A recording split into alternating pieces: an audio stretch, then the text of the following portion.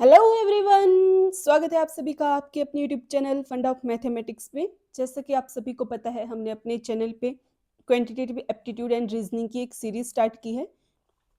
तो आज हम रीजनिंग की सीरीज को कंटिन्यू करते हुए अपना नेक्स्ट टॉपिक लेके आए हैं, जो कि है वेन डायग्राम। अब सबसे पहले दिमाग में आता है कि वेन डायग्राम होता क्या है। जब किसी स्टेटमेंट को हमें डायग्रामेटिकली रिप्रेजेंट करना हो तो हम वेन डायग्राम का यूज़ करते हैं। और हमें अक्सर एग्जाम में इस तरीके के क्वेश्चन देखने को मिलते हैं। जैसे मैं एग्जाम्पल ले रही हूँ, एग्जाम्पल से आपको क्लिक करवाती हूँ, फिर आपको अच्छे से पता चल जाएगा कि हमें कैसे वेन डायग्राम ड्रॉ करनी होती है। जैसे मैं कह लेती हूँ, draw Venn diagram for fruits and Apple. हमें वेन डायग्राम ड्रॉ करनी है फ्रूट्स एंड एप्पल के लिए।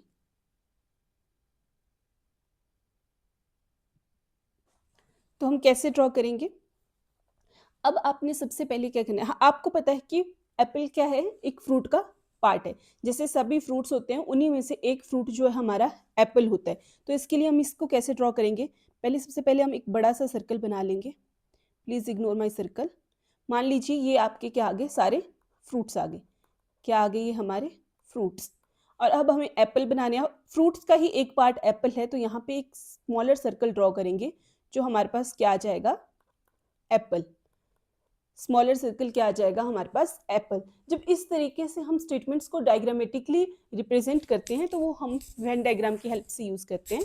ये हमारे, और हमें एग्जाम में अक्सर वेन डायग्राम से रिलेटेड क्वेश्चन देखने को मिलते हैं। या तो सिंपल स्टेटमेंट क्वेश्चन होता है और हमें उसकी वेन डायग्राम से ड्रॉ करके हम इजीली क्वेश्चन सॉल्व कर सकते हैं, या फिर हमें जर्नल वेन डायग्राम दी गई होती है और हमसे स्टेटमेंट पूछी गई होती है कि इन दो चीज़ों का आपस में क्या रिलेशन है, तो हमें वो क्वेश्चन जो है वो सॉल्व करने होते हैं।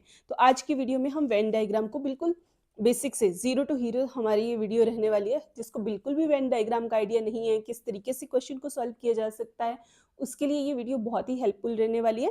तो आप वीडियो में हमारे साथ बने रहिए और हमारे चैनल को सब्सक्राइब कर दीजिए, क्योंकि आपको daily quantitative aptitude and reasoning की वीडियोस देखने को मिलती हैं। इसके साथ साथ हमने हमारी एचपी सेट की एक सीरीज भी स्टार्ट की है, उस पर भी डेली आपको वीडियोस देखने को मिलती हैं। So let's move further. अब हमारे पास पहला क्वेश्चन दिया गया है, ध्यान से देखिए। हमारे पास दिया गया है कि हमें वेन डायग्राम ड्रॉ करनी है विमेन एंड मदर की। ओके, हमें किसकी डायग्राम ड्रॉ करनी है? Women and mother. अब आप एक चीज ढंग से बताइए, जो विमेन है, हमारे पास जितनी भी विमेन है और जो मदर हैं, क्या वो डिफरेंट है? विमेन में ही हमारी मदर्स आती है ना, लेकिन हर एक विमेन क्या मदर है? नो।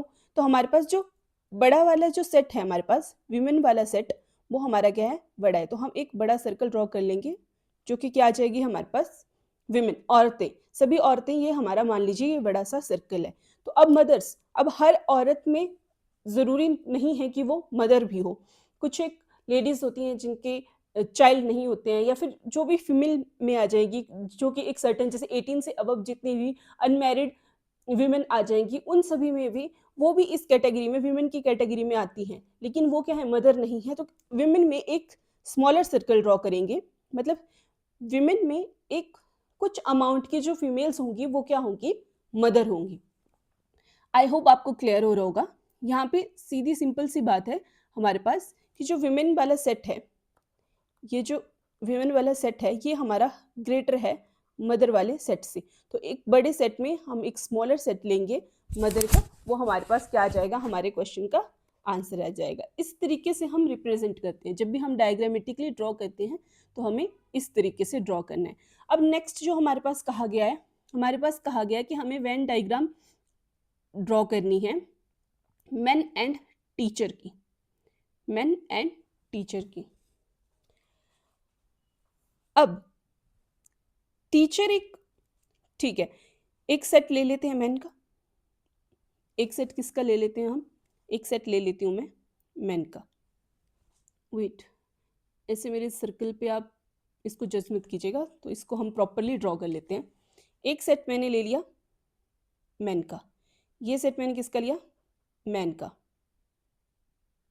ये हमारा सेट ले लिया मैंने मैन का। और दूसरा मैं सेट किसका ले रही हूँ, हमारे पास दूसरा क्या बोला गया है, टीचर्स का। अब टीचर्स का सेट, अब जरूरी नहीं है कि हर एक मैन जो है वो हमारे पास टीचर हो। अब हर एक मैन हमारे पास टीचर नहीं होगा, तो मतलब मैन का सेट हमारे पास बड़ा रहेगा। लेकिन जरूरी भी नहीं है कि जितने सारे टीचर्स हैं वो क्या हो हमारे पास, वो हमारे पास मैन ही हो। हमारे पास, हमें पता भी है कि फीमेल टीचर्स भी आते हैं, तो हमारे पास एक और सर्कल आएगा, लेकिन वो इसको इस तरीके से इंटरसेक्ट करेगा कि कुछ एक पार्ट हमारे पास मेल है, ये हमारा मैन का पार्ट था, और ये हमारा किसका आ जाएगा, टीचर का। तो कुछ एक पार्ट मेल का जो है वो टीचर है, और बाकी रेस्ट ऑफ हमें नहीं पता है ना। अब जरूरी थोड़ी ना हर टीचर एक मेल ही हो, फीमेल भी हो सकता है। तो आपने इस तरीके से रिप्रेजेंट करना है। आपने एक सर्कल मैन के लिए ले लेना है, और एक हमारा टीचर के लिए आ जाएगा, जिसमें से कुछ एक या ज्यादा भी, आप इस तरीके की कोई भी डायग्राम आपके पास ड्रॉ की गई हो, तो रेस्ट ऑफ हमारे पास फीमेल टीचर भी हो सकती हैं। और सारे मेल जरूरी नहीं है कि टीचर हो, कुछ एक मेल जो होते हैं हमारे वो डॉक्टर, इंजीनियर, किसी अदर प्रोफेशन में भी हो सकते हैं। तो आपने हमेशा इस तरीके से रिप्रेजेंट करना है। आई होप आपको समझ आ रहा होगा। अगर समझ आ रहा है तो वीडियो को लाइक कर दीजिए, शेयर कीजिए जितना हो सकता है, और कमेंट करके बताइए कि ये वीडियो आपके लिए हेल्पफुल रहा या नहीं। ओके, अब हम कुछ क्वेश्चन प्रैक्टिस करते हैं जिनमें आपके पास कुछ एक डायग्राम्स ऑलरेडी दी गई हैं। अब बेटा इसको ध्यान से देखो, हमें क्या बोला गया है, हमें डायग्रामेटिकली करेक्ट डायग्राम जो वो चूज करनी है, जो रिप्रेजेंट कर रही है relationship between classes given below, district, state and tehsil, इनके बीच का कोई करेक्ट रिलेशन। इन चारों में से एक हमारे पास इमेज ये है, एक ये है, एक इमेज ये है, और एक इमेज ये है। इन चारों में से कौन सी इमेज जो वो हमारा रिलेशनशिप प्रॉपरली डिफाइन कर रही है। अब अब अगर आप देखें तो स्टेट सबसे बड़ी होती है, हमें पता है। पहले क्या आती है हमारे पास, स्टेट। ये मान ली हमने स्टेट। स्टेट के अंदर हमें पता है, जैसे हमारी स्टेट है, जैसे हिमाचल प्रदेश में हमारी डिस्ट्रिक्ट आएगी। जैसे 12 डिस्ट्रिक्ट्स हैं, तो स्टेट में डिस्ट्रिक्ट्स आती हैं, और डिस्ट्रिक्ट में, हर एक डिस्ट्रिक्ट में डिफरेंट डिफरेंट तहसील्स होती हैं। तो डिस्ट्रिक्ट के अंदर क्या बना देंगे हम, तहसील। तो यहां से हमारे पास क्या आ रहा है, ये हमारे पास क्या आ गई बेटा, स्टेट। ये क्या आ गई हमारे पास, स्टेट। ये हमारे पास क्या आ गई, डिस्ट्रिक्ट। और ये क्या आ गई हमारी तहसील। स्टेट बड़ी है, स्टेट के अंदर हमारे पास सर्टेन अमाउंट ऑफ डिस्ट्रिक्ट होती हैं, और हर एक डिस्ट्रिक्ट में एक सर्टेन अमाउंट ऑफ या सर्टेन नंबर ऑफ हमारे पास तहसील होती हैं। तो सबसे बड़े किस तरीके से रिप्रेजेंट करेंगे, एक बड़ा सर्कल स्टेट आ गया, उसके बीच में एक डिस्ट्रिक्ट, और उसी के अंदर एक तहसील का सर्कल। तो हमारा ऑप्शन नंबर कौन सा करेक्ट हो जाएगा, कौन सा ऑप्शन हमारा, ये वाला ऑप्शन हमारा करेक्ट हो जाएगा। Moving to the next. Next क्या बोला गया है बेटा, choose the diagram which correctly represent the relationship between classes given below. Delhi, Sri Lanka, Asia. Okay, अब हमें पता है दिल्ली क्या है, हमारा कैपिटल ऑफ इंडिया है। श्रीलंका क्या है, हमारे पास एक डिफरेंट नेशन है, एक डिफरेंट कंट्री है। श्रीलंका और इंडिया के बीच में क्या रिलेशन, कोई भी नहीं, अलग अलग सेट है ना, एक दूसरे से इंटरसेक्ट नहीं करते, एक दूसरे में लाई नहीं करते हैं। और एशिया, एशिया क्या है, हमें पता है हमारा कॉन्टिनेंट है एशिया, और एशिया में कौन कौन सी कंट्रीज ऐसी हैं, जैसे हमारी इंडिया, पाकिस्तान, अफगानिस्तान, ये सारी कंट्रीज किस में आती हैं, श्रीलंका ये किस में आती हैं, एशिया में आती हैं। तो सबसे बड़ा क्या हो गया हमारे पास, एशिया। तो सबसे पहले हम किसको ड्रॉ कर लेते हैं, एशिया को ड्रॉ कर लेते हैं बेटा। सबसे पहले हमने क्या ड्रॉ कर लेना है, एक बड़ा सा बना लिया, ये बना लिया हमने, ये हमारा बड़ा सा एशिया आ गया। ठीक है, अब हमारे पास क्या बोला गया है, हमारे पास बोला गया है श्रीलंका और दिल्ली। अब श्रीलंका और दिल्ली का आपस में कोई कनेक्शन नहीं है। श्रीलंका ये बना लिया, एक अलग कंट्री है, और ये आ गई हमारी दिल्ली, जो एक अलग कंट्री की कैपिटल है। तो इन दोनों के बीच में कोई रिलेशन नहीं है, ये दोनों एक दूसरे से बिल्कुल भी कनेक्टेड नहीं होंगी, तो ये डिफरेंट डिफरेंट होंगी, और एक बड़े से कॉन्टिनेंट मतलब एक एशिया में रखी गई है। जैसे आप इसे समझ लीजिए कि आपकी ये बड़ी सी थाली है एशिया, और इसमें दो अलग अलग चपातियां हैं हमारे पास। एक चपाती आ गई हमारे पास श्रीलंका, और एक आ गई हमारी दिल्ली। तो हमारी कौन सी ऑप्शन करेक्ट हो जाएगी बेटा, ऑप्शन नंबर ए, जो कि हमारी, ओ सॉरी, कौन सी ऑप्शन करेक्ट हो जाएगी बेटा, हमारी ऑप्शन ये ऑप्शन करेक्ट हो जाएगी। 1 मिनट, ये सर्कल पे ही फिक्स किया गया है, वेट। हमारा ये वाला ऑप्शन जो है वो करेक्ट हो जाएगा। मैं इरेज नहीं करने लगूंगी क्योंकि फिर ये सारे ऑप्शंस मैंने खुद ही ड्रॉ करे हैं तो ये भी इरेज हो जाएंगे। आई होप आपको समझ आ गया होगा कि ये वाला हमारा ऑप्शन, इस तरीके से हमारा डायग्राम बनेगा। Moving to the next. Next क्या कह रहा है बेटा? नेक्स्ट कहा गया है कि करेक्ट डायग्राम को हमने चूज करना है जो कि रिलेशनशिप बता रही है। किसके बीच में रिलेशनशिप बता रही है? हमारा ब्रदर, हस्बैंड एंड मेल। किसके बीच में बता रही है? ब्रदर, हस्बैंड एंड मेल के बीच में। अब जो ब्रदर होगा उसका जेंडर भी क्या है? वो भी मेल है। और जो हस्बैंड होगा वो भी मेल है, उसका जेंडर भी क्या है? मेल है। तो हम सबसे पहले एक सेट आ जाएगा हमारा, क्योंकि ब्रदर भी और हस्बैंड भी दोनों हमारे मेल ही होते हैं तो वो मेल के बीच में ही आएंगे। तो एक सर्कल ड्रॉ कर लेते हैं। ये आ गया हमारे पास सर्कल। अब एक सेट हमारे पास ब्रदर है और एक हस्बैंड है। जो हस्बैंड है वो ब्रदर भी होगा किसी अदर फीमेल का, और जो ब्रदर है जरूरी नहीं है वो किसी का हस्बैंड भी हो, क्योंकि अभी तक ब्रदर छोटा भी हो सकता है, मे बी ब्रदर मैरिड ना हो, या किसी भी सर्टेन एज ग्रुप का हो सकता है और वो मैरिड ना हुआ अगर, तो वो हस्बैंड नहीं होगा। तो मतलब ब्रदर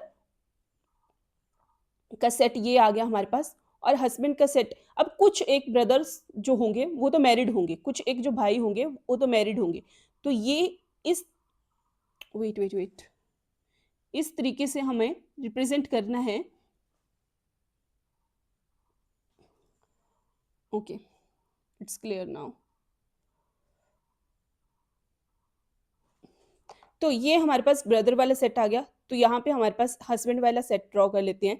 अब कुछ एक ब्रदर्स जो होंगे वो तो मैरिड होंगे, कुछ एक ब्रदर्स हमारे पास मैरिड होंगे, और कुछ एक मैरिड नहीं भी हो सकते हैं अभी। तो इस तरीके से हमारे कुछ एक ब्रदर मैरिड है सर्टन अमाउंट, तो ये हमारे पास इंटरसेक्शन वाला एरिया जो है हम ड्रॉ कर लेंगे। ये वो कुछ एक अमाउंट ऑफ ब्रदर आ गए जो हस्बैंड है, और कुछ एक अमाउंट ऑफ हस्बैंड है जो ब्रदर है, ये वाला एरिया वो रिप्रेजेंट कर रहा है। और ये बाकी के जो हमारे पास अनमैरिड ब्रदर बच रहे हैं ये वो ये आ जाएंगे। तो इस तरीके से हमारे पास कौन सा ऑप्शन करेक्ट हो जाएगा बेटा? हमारे पास ऑप्शन नंबर डी, ये वाला ऑप्शन क्या हो जाएगा हमारा? करेक्ट हो जाएगा। Moving to the next. बस आपने ये ध्यान रखना है कि जो हमारे पास टर्म्स दी गई हैं उनका आपस में रिलेशन क्या है। आपने ये नहीं लेके चलना कि हाँ हस्बैंड जो है वो ब्रदर होते ही हैं और हमारे पास मेल में ही आते हैं, तो सारे एक दूसरे के अंदर नहीं कर देने, क्योंकि कुछ एक बच्चों ने तो ये वाला ड्रॉ कर देना था, कुछ एक ने ये वाला ड्रॉ कर देना था। पर आपने ध्यान रखना है कि जो मेल है मेल के अंदर ही हमने ड्रॉ करने हैं ब्रदर और हस्बैंड, और हम नहीं बोल सकते कि सारे के सारे ब्रदर जो हों वो मैरिड हों, वो हस्बैंड भी हों किसी के। तो इसीलिए एक सर्टन इंटरसेक्शन का एरिया ही आएगा, जो ये कॉमन वाला एरिया होता है बेटा, जो जहाँ पे ये ऐसे इंटरसेक्ट करते हैं, ये वाला एरिया जैसे ये इंटरसेक्ट कर रहा है, ये कॉमन वाला एरिया हमारा इंटरसेक्शन का एरिया होता है। Moving to the next. Next question क्या कह रहा है हमारे पास? नेक्स्ट क्वेश्चन कह रहा है कि डायग्राम में हमें रिलेशनशिप बताना है स्टूडेंट, कॉलेज एंड स्कूल के बीच में। Okay, student, college and school. अब अगर आप ध्यान से देखें बेटा, अगर आप ध्यान से देखें तो कॉलेज और स्कूल तो डिफरेंट डिफरेंट चीज़ें हैं। कॉलेज और स्कूल क्या है हमारे पास? डिफरेंट डिफरेंट चीज़ें हैं। तो एक मैं सेट बना लेती हूँ, ये एक सेट बना लिया मैंने कॉलेज का, ये एक सेट बना लिया मैंने स्कूल का। अब स्कूल में कौन जाएगा? बच्चे, स्टूडेंट, और कॉलेज भी कौन जाएंगे? स्टूडेंट। तो हमारे पास एक सेट ऐसा आएगा जो इन दोनों में अवेलेबल होगा, इस तरीके से दोनों को इंटरसेक्ट करेगा, क्योंकि स्कूल में सिर्फ बच्चे ही या कॉलेज में सिर्फ बच्चे ही थोड़ी भी ना जाते हैं, बट स्कूल में स्टाफ भी होते हैं, टीचिंग नॉन टीचिंग जो भी होते हैं। तो हमारे पास बच्चे स्कूल और कॉलेज दोनों जाएंगे। ये जो बच्चों वाला ये जो हमने सेट बना के रखा है, ये जो बड़ा वाला सर्कल है जिसको हमने स्टूडेंट लिया है, ये हमारे स्टूडेंट है, तो ये हमारे स्कूल भी जाएंगे। तो ये वाला एरिया स्टूडेंट का स्कूल भी जा रहा है, और ये हमारे कॉलेज भी जाएंगे। तो ये स्टूडेंट हमारे कॉलेज भी जा रहे हैं। तो इस तरीके से आपने रिप्रेजेंट करना होता है। तो हमारा ऑप्शन नंबर कौन सा करेक्ट हो जाएगा? ऑप्शन नंबर हमारा ए करेक्ट हो जाएगा। जब भी आपने इस तरीके से डायग्राम्स को देखना है तो आपने बस प्रेजेंस ऑफ माइंड रखना है। आपने देखना है कि किसका किसके साथ क्या रिलेशन हो रहा है, किस तरीके से हम रिप्रेजेंट कर रहे हैं, बस वो आपने अपने दिमाग में रखना है और डायग्राम्स को ड्रॉ कर लेना है। और ये सबसे ईजी रहते हैं हमारे पास क्वेश्चन। ये तो अभी बेसिक वाले हैं, थोड़े एडवांस वाले भी मैं नेक्स्ट लेके आऊँगी। लेकिन ऐसा होता है कि जब भी हमारे पास नंबर दिए गए होते हैं, कोई बहुत लंबा चौड़ा क्वेश्चन दे दिया है, जैसे 5-6 सब्जेक्ट के मार्क्स दे दिए हैं, जैसे आगे हम ऐसे क्वेश्चन भी डिस्कस करेंगे कि हमारे पास 50 बच्चे हैं, 30 बच्चे मैथ्स लाइक करते हैं, 40 हिस्ट्री लाइक करते हैं, कोई साइंस लाइक कर रहे हैं, 20 बच्चे साइंस लाइक कर रहे हैं, 10 बच्चे म्यूजिक लाइक कर रहे हैं। तो ऐसे कितने बच्चे होंगे जो कॉम्बिनेशन में चीज़ें लाइक करेंगे, या तो फिर साइंस और मैथ्स की अगर हमारे पास 40 स्टूडेंट तो कितने होंगे जो हमारे ओनली साइंस को लाइक करेंगे। जब इस तरीके के क्वेश्चन आते हैं तो सबसे बेटर अप्रोच होती है कि आप वेन डायग्राम ड्रॉ करें। जब भी इस तरीके के क्वेश्चन देखें तो आपको वेन डायग्राम ड्रॉ करना होता है, क्योंकि डायग्राम से हम इजिली क्लियर कर सकते हैं कि हमारा कौन सा ऑप्शन जो वो करेक्ट रहने वाला है और क्या हमारा आंसर आने वाला है। Moving to the next question क्या है? हमें बोला गया है कि हमें वेन डायग्राम सिलेक्ट करनी है जो रिलेशनशिप डिफाइन कर रही है फ्यूल, डीजल और लिक्विड के बीच में। किस किस के बीच में? Fuel, diesel and liquid. तो अगर आप ध्यान से देखें तो जो हमारा फ्यूल है, डीजल हमारे पास क्या रहता है?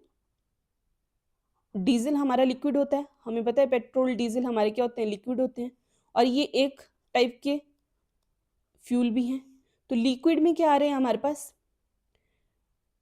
पेट्रोल आ रहा है, डीजल आ रहा है,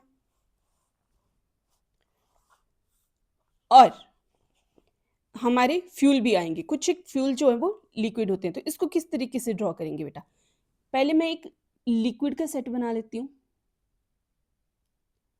अब इसको ध्यान से समझना आप। अब प्लीज़ अब मेरे डायग्राम को थोड़ा इग्नोर करना। मैंने एक ये वाला सर्कल ले लिया मैंने बेटा कि ये मेरे पास क्या है?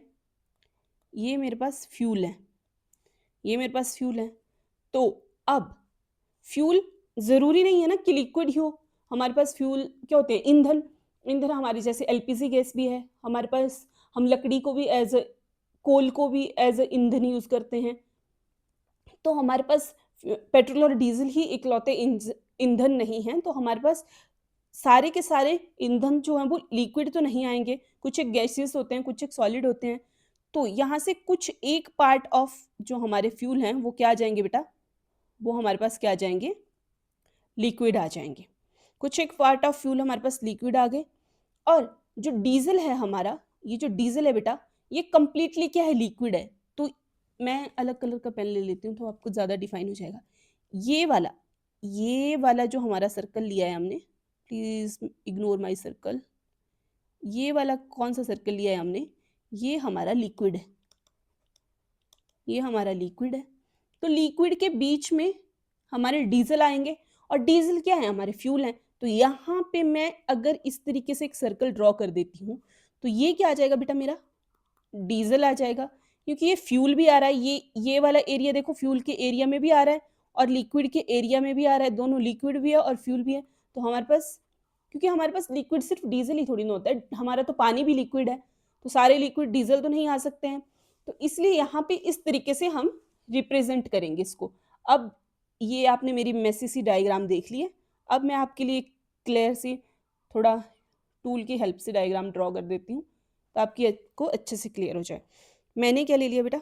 ये आगे मेरे फ्यूल। अब मैं अलग कलर से ले रही हूँ।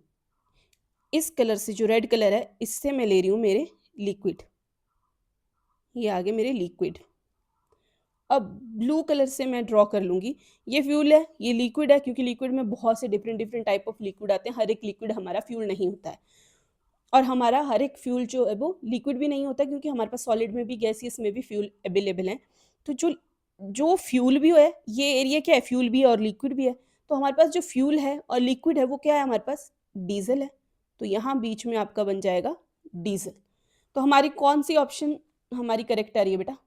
हमारी ऑप्शन नंबर ए क्या हो रही है करेक्ट, क्योंकि ये क्या आ रहे थे हमारे पास फ्यूल, ये हमारे पास लिक्विड आ रहे थे, और ये हमारा क्या आ गया डीजल। जब भी आपने इस तरीके के क्वेश्चन देखने तो देखो इसका थोड़ा लेवल हाई हुआ ना बेटा, आपने ऐसा ध्यान रखना है कि जब भी आपने रिप्रेजेंट करना है, जब भी आपने वेन डायग्राम को चेक करना है, तो आपने देखना है कि कहीं हमसे गलती से भी कोई रिलेशनशिप ऐसा छूट ना जाए, जो दो हमारे पास टर्म दिख गई है उनके पास कोई रिलेशनशिप हो और हमसे स्किप नहीं होना चाहिए। वो हर एक पॉसिबिलिटी को आपने लेके चलना है, तभी आप अच्छे से क्वेश्चंस को जो वो सॉल्व कर पाएंगे। तो आज के सेशन को यहीं एंड करते हैं।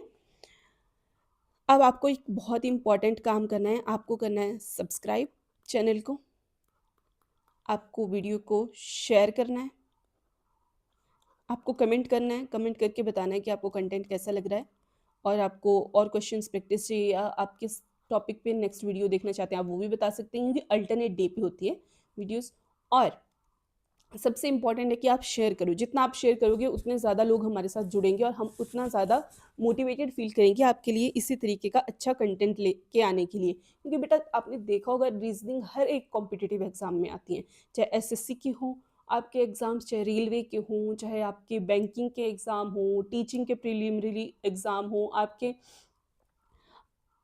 एनटीपीसी के एग्ज़ाम हों, कोई भी आजकल कोई भी एग्ज़ाम ऐसा नहीं है जिसमें जर्नल पेपर नहीं रखा गया हो, और journal paper without reasoning and quantitative aptitude impossible. तो आपको इसी चैनल पे क्वांट की भी और रीजनिंग की भी दोनों की क्लासेस मिलती हैं डेली। तो आप चैनल को सब्सक्राइब कर लीजिए, जितना हो सके उतना शेयर कीजिए, और अभी तक तो सेशन अच्छा ही लगा होगा आपको और वीडियो को आप लाइक कर चुके होंगे। सो कीप सपोर्टिंग अस, ध्यान रखिए अपना, मिलते हैं कल आपसे एक नए लेक्चर के साथ, तब तक के लिए बाय बाय।